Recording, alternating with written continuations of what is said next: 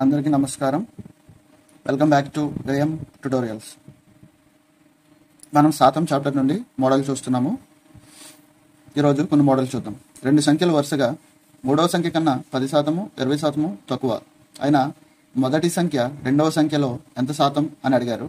So ఇక్కడ మూడు సంఖ్యలు ఉన్నాయి, ఏ, బి, సి అని అనుకుంటే రెండు సంఖ్యలు వరుసగా మూడవ సంఖ్య కన్నా 10%, 20% అన్నారు కాబట్టి మూడో సంఖ్యను మనం 100 తీసుకుంటే 100 కన్నా 10% తక్కువ కాబట్టి ఇది 90 అవుతుంది, ఇది 20% తక్కువ కాబట్టి ఇది 80 అవుతుంది. సో సంఖ్యలు అవి 90, 80, 100 అవుతాయి అన్నమాట. ఇప్పుడు వాడు అడిగిన క్వశ్చన్ ఏంటంటే మొదటి సంఖ్య రెండవ సంఖ్యలో ఎంత శాతం అని అడిగారు. సో మొదటి సంఖ్య 90, రెండవ సంఖ్య 80. అంటే 90, 80లో ఎంత శాతం అని అడిగారు. సో 90 రెండవ సంఖ్యలో అన్నారు కాబట్టి రెండవ సంఖ్య కింద వేసుకోవాలి ఇంటూ 100 శాతం కాబట్టి. So 0, 0 cancel, 4, 2, 4, 25. సో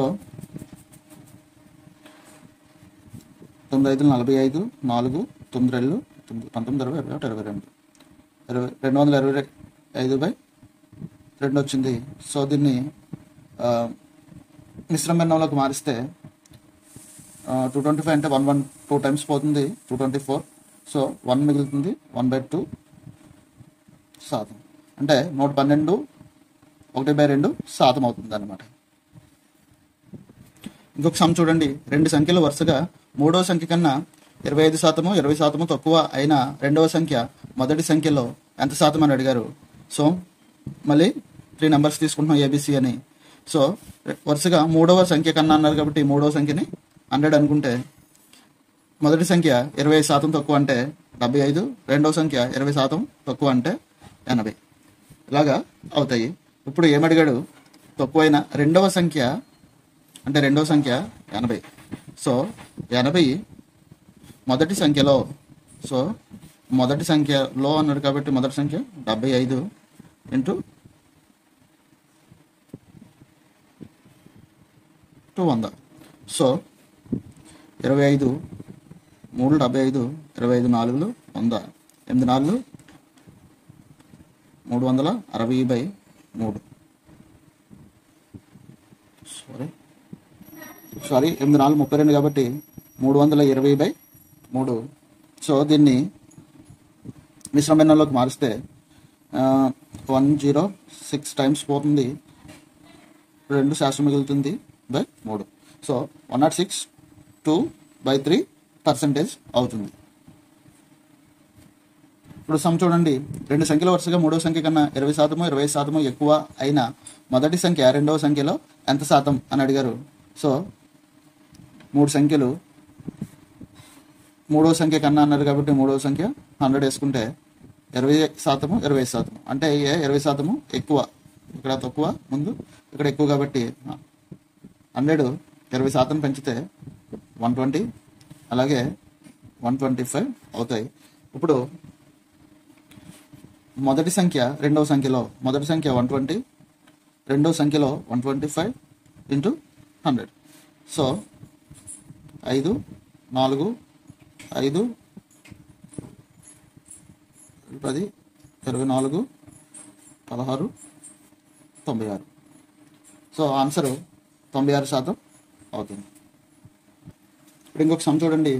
రెండు సంఖ్యలు వరుసగా మూడవ సంఖ్యలో 40%, 60% అయిన మొదటి సంఖ్య రెండవ సంఖ్యలో ఎంత శాతం అని అడిగారు. ఇక్కడ నెంబర్స్ ఏ, బి, సి అనుకుంటే మూడవ సంఖ్యలో అన్నారు కాబట్టి మూడో సంఖ్యను 100 అనుకున్నాము.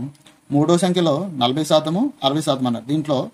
దీని 40% 40 అవుతుంది, దీని 60% 60 అవుతుంది. సో ముందు ఇచ్చిన సంఖ్యలో మూడో సంఖ్య కన్నా 20% ఎక్కువ, 25% ఎక్కువ అలా ఇచ్చారు. ఇక్కడ మూడో సంఖ్యలో అని ఇచ్చారు కాబట్టి ఆ సంఖ్యకే పర్సంటేజ్ కడతామన్నమాట. సో మొదటి సంఖ్య 40 రెండో సంఖ్యలో కాబట్టి రెండో సంఖ్య 60 into 100. So 0, 0 cancel, 2, 3. So 200/3. So 200/3 అంటే 66 టైమ్స్ పోతుంది, 2/3. ఇది ఆన్సర్. ఇంకొక సమ్ చూడండి. ఏ విలువ బి విలువకు 2/3 రెట్లు అయినా ఏ విలువ బి విలువ కన్నా ఎంత శాతం తక్కువ అని అడిగారు. సో ఏ విలువ = బి విలువకు 2/3 రెట్లు అంటే ఏ = 2/3 బి అవుతుంది. సో దీని నుంచి a/b = 2/3. So a:b = 2:3. సో ఇది ఏ వాల్యూ, ఇది బి వాల్యూ. ఇక్కడ మనకి ఏం అడిగారు, ఏ విలువ బి విలువ కన్నా ఎంత శాతం అని అడగలేదు, ఎంత శాతం తక్కువ అని అడిగారు అనమాట. సో తక్కువ అని అడిగారు కాబట్టి ఈ రెండింటి యొక్క డిఫరెన్షియేషన్ ఎంత? సో 3 - 2 = 1. ఇది డిఫరెన్షియేషన్ అవుతుంది. ఈ డిఫరెన్షియేషన్ని శాతంలో అడిగారు కాబట్టి సో ఎంత తక్కువ అన్నారు కాబట్టి 1/బి విలువ కన్నా. సో బి విలువ కన్నా అన్నారు కాబట్టి బి విలువ ఎంత? 3. సో 1/3 ఇంటూ శాతం కాబట్టి 100 తీసుకుంటాం. సో 100/3 = 33, 1/3 శాతం. సో అర్థమైందని అనుకుంటున్నాను. ఇప్పుడు ఇంకొక సమ్ చూడండి. పి విలువ క్యూ విలువకు 3/5 రెట్లు అయినా పి విలువ క్యూ విలువ కన్నా ఎంత శాతం తక్కువ, క్యూ విలువ పి విలువ కన్నా ఎంత శాతం ఎక్కువ, పి విలువ క్యూ విలువలో ఎంత శాతం, క్యూ విలువ పి విలువలో ఎంత శాతం. మొత్తము ఎన్ని మోడల్స్ ఉంటాయో ఈ ఒక నెంబర్ నుంచి ఇంకో నెంబర్ని ఫైండ్ అవుట్ చేయడానికి, శాతం ఫైండ్ అవుట్ చేయడానికి ఎన్ని మోడల్ ఉంటాయి, అన్ని మోడల్ ఒకే క్వశ్చన్లో ఇస్తారు. అంటే ఒకే వాల్యూస్తో ఒకే క్వశ్చన్లో ఇస్తే ఇంకొంచెం ఈజీగా అర్థమవుతుంది కాబట్టి అలాగా చూడండి ఒకసారి. సో పి విలువ క్యూ విలువకు 3/5 రెట్లు కాబట్టి పి = 3/5 క్యూ. సో దీని నుంచి p/q = 3/5. So p/q = 3:5. So p value q value మనకి వచ్చింది ఇక్కడ. ఇందు నుంచి ఇప్పుడు ఒక సమ్ ఫైండ్ అవుట్ చేద్దాం. ఫస్ట్ p విలువ q విలువ కన్నా ఎంత శాతం తక్కువ అంటే ఇక్కడ తక్కువ అని అడిగారు కాబట్టి ఇక్కడ డిఫరెన్షియేషన్ ఫైండ్ అవుట్ చేయాలి. సో ఈ రెండింటికి డిఫరెన్షియేషన్ ఎంత అవుతుంది? 3, 5 కాబట్టి 2 డిఫరెన్షియేషన్ అవుతుంది. సో 2/q విలువ కన్నా అన్నారు కాబట్టి q ప్లేస్లో 5 ఉంది. So 2/5 into 100. సో 5 20 టైమ్స్ పోతుంది. So 220 sir 40. సో వచ్చేదానికి 40%. నెక్స్ట్ రెండో సమ్ చూడండి. క్యూ విలువ పి విలువ కన్నా ఎంత శాతం ఎక్కువ అన్నారు కాబట్టి ఇది కూడా డిఫరెన్షియేషనే. సో 2/పి విలువ కన్నా అన్నారు కాబట్టి పి ప్లేస్లో ఇక్కడ 3 ఉంది. 3 ఇంటూ 100. సో 200/3 = 66 టైమ్స్ పోతుంది. 2/3. ఇది second one. Next third one.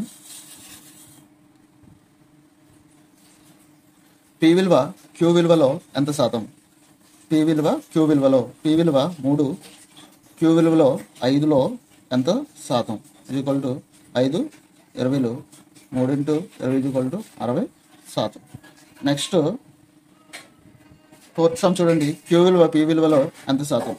Queue విలువ 5/పి విలువ 3లో ఎంత శాతం? = 500/3 = 166 ఇంటూ 2/3 శాతం. సో ఎన్ని మోడల్స్ ఉంటే అన్ని మోడల్స్ ఒకే సార్లు చేసాం కాబట్టి మీకు ఈజీగా అర్థమై ఉంటుంది. ఇంకొక సమ్ చూడండి. ఒక తరగతిలో బాలురు మరియు బాలికల మధ్య నిష్పత్తి 5:3 అయిన తరగతిలో బాలురు ఎంత శాతం అని అడిగారు. సో టోటల్ విద్యార్థుల్లోంచి బాలురు శాతం ఫైండ్ అవుట్ చేయాలి కాబట్టి 5:3. సో టోటల్ విద్యార్థులు 8 పార్ట్స్ ఉంటారు. సో 8 పార్ట్స్లో 5 పార్ట్స్ బాలురు అనమాట. సో బాల్ నిష్పత్తి ఫైండ్ అవుట్ చేయమన్నారు కాబట్టి 5 బౌలరు బై తరగతిలో మొత్తం కాబట్టి 8 into 100 4 2 sir 425 sir by 25 sir 125 by 2. So 62 1/2%. ఇక్కడ ఒక సమ్ చూడండి. ఒక పుస్తకం తయారు చేయడానికి పేపరు, ప్రింటింగ్, బైండింగ్ ఛార్జీల మధ్య నిష్పత్తి 7:5:3 అయినా ప్రింటింగ్ ఖర్చు ఎంత శాతం అని అడిగారు. సో 7:5:3 ఇది ప్రింటింగ్, ఇది పేపరు, ఇది బైండింగ్. సో టోటల్ ఖర్చులో ఫైండ్ అవుట్ చేయాలి కాబట్టి టోటల్ ఖర్చు ఎంత అవుతుంది? 7, 5, 12, 3, 15. సో 15 టోటల్ ఖర్చు అవుతుంది. దాంట్లో ప్రింటింగ్ ఖర్చు అడిగారు కాబట్టి మనం ఇది ఫైండ్ అవుట్ చేయాలి, దీని శాతం ఫైండ్ అవుట్ చేయాలి. సో 5 బై టోటల్లో 15 ఇంటూ శాతం కాబట్టి 100. So 5, 5, 3, 15. So 100/3 is equal to 33, 1/3%. నా ఎక్స్ప్లెనేషన్ కనుక మీకు నచ్చినట్లయితే వీడియోని లైక్ చేయండి. అలాగే ఈ వీడియో మీకు ఎలా అనిపించిందో కామెంట్ ద్వారా మాకు తెలియజేయండి. అలాగే ఛానల్ని సబ్స్క్రైబ్ చేసుకోవడం మర్చిపోకండి. Thank you.